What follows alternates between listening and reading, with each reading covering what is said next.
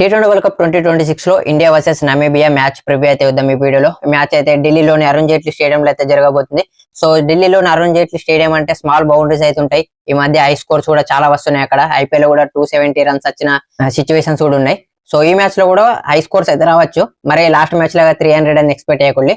Mostly 240 plus 250 వరకు అయితే రావచ్చు అనుకుంటున్నా. అండ్ టాస్ చేసింగ్ అయితే ప్రిఫర్ చేయాలి. ఎలాగో ఇండియా అయితే నమీబియా మీద ఈజీగా విన్ అయిపోద్ది, కానీ అంత ఈజీగా అయితే తీసుకోవద్దు. ఎందుకంటే ఈ వరల్డ్ కప్ లో మనం చూస్తున్నాం అసోసియేట్ నేషన్స్ టీమ్స్ ఎంత టఫ్ ఫైట్ ఇస్తున్నాయో. సో అంత టేక్ ఇట్ ఈజీ అయితే తీసుకోవద్దు. అండ్ ఇండియాకి చాలా ప్రాబ్లమ్స్ కూడా ఉన్నాయని చెప్పొచ్చు. అభిషేక్ శర్మ స్టమక్ ప్రాబ్లం వల్ల ఈ మ్యాచ్ లో ఆడాడని న్యూస్ అవుతుంది. సో అతని ప్లేస్ లో సంజు శాంసన్ అయితే వచ్చే అవకాశం ఉంటది. సంజు శాంసన్ కి గోల్డెన్ ఛాన్స్ అని చెప్పొచ్చు.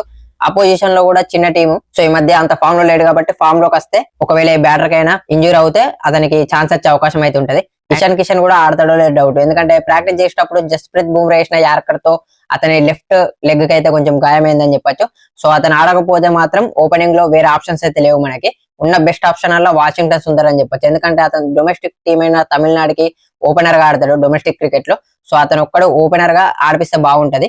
ప్లేయింగ్ లెవెల్ లోకి వస్తే ఒక బౌలింగ్ ఆప్షన్ కూడా పెరుగుతుంది. తిలక్ వర్మ కానీ సూర్యకుమార్ యాదవ్ గానీ వాళ్ళ పొజిషన్స్ ని డిస్టర్బ్ చేయకుండా బాగుంటదని నా ఒపీనియన్.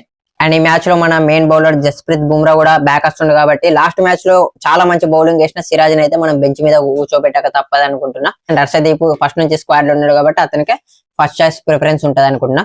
సో నమీబియా టీం గురించి చూసుకుంటే ఇండియాకి టఫ్ ఫైట్ ఇస్తే బాగుంటది. సో వాళ్ళకు కూడా మంచి మంచి బ్యాటర్స్ ఉన్నారని చెప్పొచ్చు. వాళ్ళు ఒక మ్యాచ్ ఆడిల్లు నెదర్లాండ్స్ తో, ఆ మ్యాచ్ అయితే లాస్ అయ్యారు. నికోల్ లెఫ్టీ అనే బ్యాటర్ అయితే 42 రన్స్ అయితే స్కోర్ చేసిండు. సో అతనే హైయెస్ట్ స్కోరర్ చెప్పుకోవచ్చు. అలాగే జీజే స్మిత్ లాంటి మంచి మిడిల్ ఆర్డర్ బ్యాట్స్మెన్ కూడా ఉన్నాడు. సో అతని నుంచి మంచి ఇన్నింగ్స్ అయితే ఎక్స్పెక్ట్ చేయొచ్చు. బౌలింగ్ కూడా వేస్తాడు, ఆల్రౌండర్ అని చెప్పొచ్చు అతనైతే. అండ్ ఇక బౌలర్స్ లో చెప్పుకోదగ్గ బౌలర్స్ ఎక్కువ లేరు అని చెప్పొచ్చు నమీబియా దగ్గర. సో మ్యాచ్ లో ఎలాగో ఇండియా విన్ అయ్యే ఛాన్స్ ఎక్కువ కాబట్టి సో వీన్ నచ్చితే లైక్ చేయండి. అలాగే నెక్స్ట్ వచ్చే T20 world cup and IPL videos కోసం మన పేజ్ అయితే ఫాలో అయిపోండి.